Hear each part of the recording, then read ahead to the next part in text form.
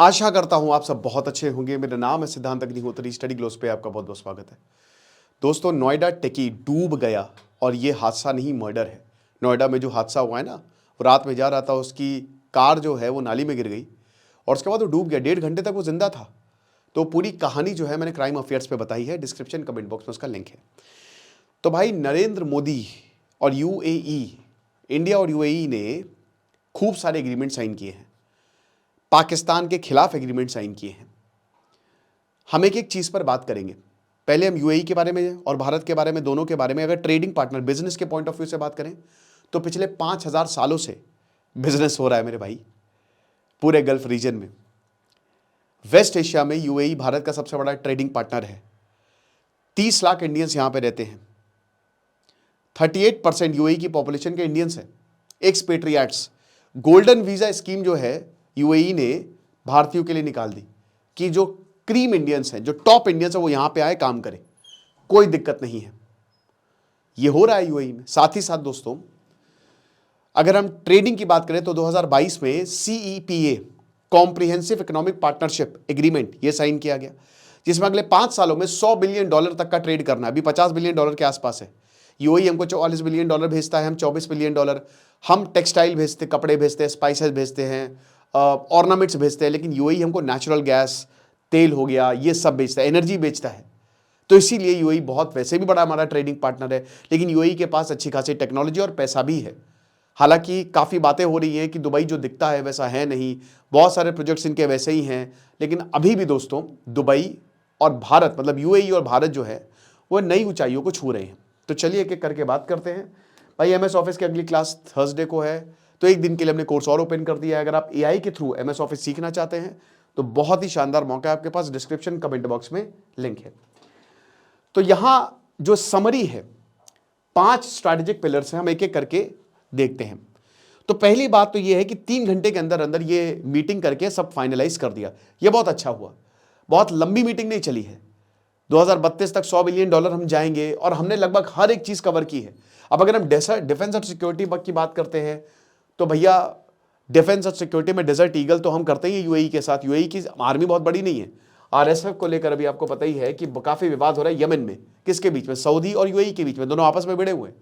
और एक defence pact is on the table. Turkey, Saudi और Pakistan, they are on the table. और हो सकता है कि अगले 2-3 महीने में ये साइन भी हो जाए। उस समय भारत को जरूरत पड़ेगी। अभी एस जयशंकर ने धर के गरिया है पोलैंड को, उसकी भी बात हम करेंगे अगले लेक्चर में। तो स्ट्रैटेजिक डिफेंस पार्टनरशिप, एक लेटर ऑफ इंटेंट जो है वो साइन किया है कि डिफेंस फ्रेमवर्क हमको शुरू करना। अब इसमें पाकिस्तान के खिलाफ कोई भी क्रॉस बॉर्डर टेररिज्म, कोई भी क्रॉस बॉर्डर टेररिज्म इनिशिएटिव लिया जाएगा तो पाकिस्तान के खिलाफ होगा, याद रखिएगा। तो इसमें टेररिज्म को काउंटर करना। अच्छा, अब भारत का जो लक्ष्य यही है कि जितने भी, क्योंकि पाकिस्तान देखिए ये इस्लामिक देश है और चाहे यूएई हो चाहे सऊदी हो, वो पाकिस्तान को सपोर्ट तो करता है, लेकिन भारत से ज्यादा अच्छे रिलेशन है। ठीक है, मुस्लिम्स हैं तो चलो एक कम्युनिटी के तो सपोर्ट करेंगे, लेकिन आप क्या हमको दे रहे हो? तो पाकिस्तान लिटरली कुछ नहीं दे रहा। इनफैक्ट पाकिस्तान ने तो यूएई को धोखा दे दिया, वो तो सऊदी के साथ मिल गया जाके। तो यूएई को वो दिख रहा है, तो इसीलिए उसने क्रॉस बॉर्डर टेररिज्म इंडिया के साथ भी साइन किया। अब इसमें यूएई को भी मदद मिलेगी क्योंकि यमेन सिविल वॉर में यूएई फंसा हुआ है, ताकि, और उसके बाद फिर जो FATF, anti money laundering protocols हैं। देखिए पैसा कहां से आ रहा है, ये ब्लैक का पैसा है ना। पैसा फंडिंग हो रही है आतंकवादियों को, तभी आतंकवाद, अगर पैसा ही रुक जाए तो आतंकवाद खत्म हो जाएगा। तो उसके लिए भी यहां पे एग्रीमेंट साइन हुआ। फिर उसके बाद एनर्जी और सिक्योरिटी की बात करें तो 10 साल की लिक्विफाइड नेचुरल गैस डील है, एलएनजी डील है। ये एक बहुत बड़ी चीज हुई है। यहां पे एचपीसीएल और एडीएनओसी गैस एक सप्लाई एग्रीमेंट साइन हुआ है। 2028 से ये कमेंस होगा। फिर डिजिटल सॉवरेनिटी की बात करें कि डिजिटल एम्बेसी, अब ये बहुत अच्छी बात है, यहां पे सोवरेन डेटा सेंटर और सुपर कंप्यूटिंग क्लस्टर्स बनाए जाएंगे। डिजिटल एम्बेसी है तो इससे अच्छा तो जितना ज्यादा डिजिटल जाएंगे उतना ही बढ़िया होगा। न्यूक्लियर पिवोट, अच्छा न्यूक्लियर की बात करें तो शांति लॉ इफेक्ट। अब इसमें स्मॉल मॉड्यूलर रिएक्टर्स जो हैं और लार्ज न्यूक्लियर इंफ्रास्ट्रक्चर जो हैं वो बनाए जाएंगे। और आपको पता है कि भारत में जो हमारा न्यूक्लियर प्रोग्राम है उसमें प्राइवेट प्लेयर्स की भी एंट्री हो गई है। फिर इकोनॉमिक टारगेट ये कि $200 बिलियन तक ट्रेड टारगेट है 2032 तक। 200 बिलियन मतलब अभी $100 बिलियन था। सीईपीए जो हम 4 साल पहले साइन किए थे उसमें $100 बिलियन था, अब $200 बिलियन है। ये बढ़ गया है। क्यों? क्योंकि उधर से पैसा आएगा, यूएई यहां पे इन्वेस्ट करेगा। अब ट्रेडिशनल टाइज हम सबको पता है कि आज से नहीं, जब से भारत आज़ाद हुआ है तो यही हमेशा हमारे साथ खड़ा हुआ है। 1970s के बाद रिलेशन और अच्छे हुए, 2008-7 के बाद तो बहुत ही अच्छे रिलेशन हुए, ठीक है ना। बहुत ज़बरदस्त यूएई ने यहाँ पे इन्वेस्टमेंट की हुई है। कमोडिटीज और हाइड्रोकार्बन्स की बात करें, लेबर डायस्पोरा, जैसा कि मैंने बताया कि 38%, ठीक है, 1/4 पॉपुलेशन, 1/3 पॉपुलेशन जो है वहां पे इंडियंस है, ठीक है, इतने इंडियंस वहां पे रह रहे हैं। फिर ट्रांजैक्शनल इकोनॉमी है ये, ठीक है। फिर एआई और सेमीकंडक्टर्स में भी बात हुई है। अब एआई को लेकर आर्टिफिशियल इंटेलिजेंस यूएई पूरा ट्रांसफॉर्म हो रहा है। वो अब उसके जितने भी शहर है ना वो अलग ही लेवल पे ले जा रहे हैं। यूएई में गजब की टेक्नोलॉजी है, ये बात किसी से छुपी नहीं है, क्योंकि वो बेस्ट ब्रेन्स को इनवाइट करता है अपने यहाँ। वहां पे इनकम टैक्स, कॉर्पोरेट टैक्स सब जीरो है। यूएई कहता है कि अगर आपके पास टैलेंट है, पैसा वैसा सब हम देंगे, बस आप अपना टैलेंट हमको दीजिए। तो एआई के मामले में भी बड़ी बड़ी कंपनी जो है वो यूएई में है। सेमीकंडक्टर का भी यही हाल है। Civil nuclear corporation, integrated defence framework, इन सब पे बात हुई है। 2 घंटे की विजिट हुई, लेकिन ये सारी चीजें जो है वो साइन हो गई। तो अगर आप एनर्जी और सिक्योरिटी की बात करें, सबसे पहले पिलर की बात करें, तो जो इस समय हमारी हाइड्रोकार्बन की नीड्स है, देखिए भारत को जीरो कार्बन पे जाना है। Climate change is real. Climate change की वजह से चीजें बर्बाद हो रही हैं, हम अपनी धरती को खत्म करते जा रहे हैं, ठीक है। अब आप एक मान के चलिए कि न्यूक्लियर पे हमको शिफ्ट होना है। जैसे फ्रांस की 90% बिजली न्यूक्लियर से आती है, हमारी 5% भी नहीं है। हमारी 80% अभी भी हाइड्रोकार्बन से आ रही है, ठीक है, ये चीज है। तो बिल्कुल सही बात है कि न्यूक्लियर क्लीन एनर्जी को लेकर हमने न्यूक्लियर फ्रेमवर्क साइन किया। साथ ही साथ हमने हाइड्रोकार्बन ये 0.5 million ton per annum MT, मतलब ये जो है 2028 से डिलीवरी होगी और 10 साल तक ये एलएनजी जो है हमको सप्लाई होती रहेगी। अब एडीएनओसी ये हिंदुस्तान पेट्रोलियम को देगा, ये वहां की कंपनी है एडीएनओसी, ठीक है। और स्ट्रैटेजिक इंपैक्ट यही है कि भाई प्राइमरी एलएनजी सप्लायर जो है वो यूएई बन जाएगा। और हमने यूएई को आश्वासन दिया है, हमारे इंटरेस्ट तो यही है कि आपके साथ हम काम करते रहेंगे। इससे अमेरिका को भी एक मैसेज है, जो चाह रहा है कि भारत हमारे साथ ज्यादा बिजनेस करे। अगर एलएनजी की बात है, पेट्रोल की बात है, गैस की बात है, तो हम आपके साथ खड़े हुए हैं। और न्यूक्लियर होराइजन की बात करें तो यहां पे भारत का जो शांति लॉ है, ठीक है, अभी हम लेके आए थे ना शांति लॉ, उसके तहत, क्योंकि कोई भी अगर आप न्यूक्लियर में जा रहे हो तो आपको कानून के हिसाब से चलना पड़ेगा, क्योंकि सेंसिटिव मुद्दा है। तो आप इसमें जबरदस्त लार्ज स्मॉल और न्यूक्लियर सेफ्टी ऑपरेशन और मेंटेनेंस में इन्वेस्टमेंट किया जाएगा। यूएई इसमें जो है वो हाथ बढ़ाएगा। ये भारत की सिविल न्यूक्लियर की बात हो रही है, मिलिट्री न्यूक्लियर की बात नहीं हो रही है कि एनर्जी जो है आपको न्यूक्लियर से मिलेगी, उसके लिए हम काम करने को तैयार हैं, ठीक है। फिर उसके बाद डिजिटल सॉवरेनिटी और आर्टिफिशियल इंटेलिजेंस। अब इसमें इंफ्रास्ट्रक्चर एक्सपेंशन होगा, ठीक है। भारत की जो डेटा सेंटर कैपेसिटी है, जाहिर सी बात है यूएई पैसा देगा, और भारत तो है ही एक ग्लोबल कैपेबिलिटी सेंटर। सेकंड जो है सुपर कंप्यूटिंग जहां चाइना पता नहीं कहां पहुंच गया है। चाइना ने कितने बिलियन, 15-20 बिलियन डॉलर डाल दिए, हमने $1 बिलियन भी नहीं डाले हैं।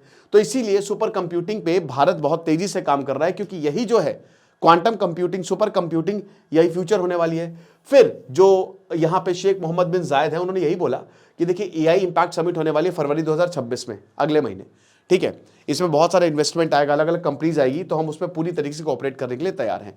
डिफेंस इंटीग्रेशन, डिफेंस के लिए हम यूएई के साथ काम करते हैं। डेजर्ट ईगल है और भी बहुत सारी चीज़ें हैं।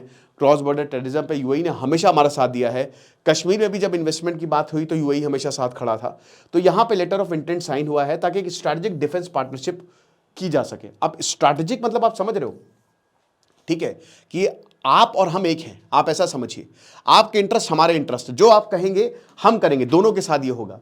तो ये जो रिसेंट सर्विस हुई है अभी, बायलैटरल मिलिट्री एक्सरसाइजेज और जो एक्सचेंजेस हुए हैं उसके बिना पे चलेगी। फिर काउंटर टेररिज्म स्टैंड, कुछ भी करके ये जितने भी पैसे देते हैं आतंकवादियों को, इनको अकाउंटेबल बनाओ, एफएटीएफ को और ज्यादा स्ट्रेंथन करो।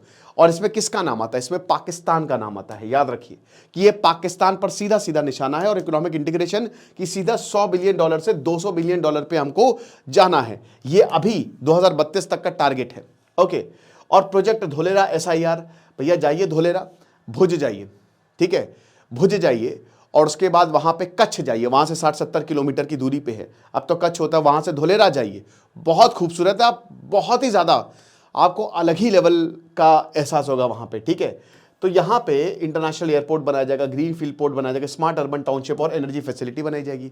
और यूएई कर चुका है, देखिए जहां तक आप एक एक करके चलिए, international airport, green field port, energy facilities, और स्पेशली ये अर्बन टाउनशिप की बात करें ना, तो यूएई के जितने भी शहर है ना वो इसी मॉडल पे बेस्ड है, स्मार्ट अर्बन टाउनशिप।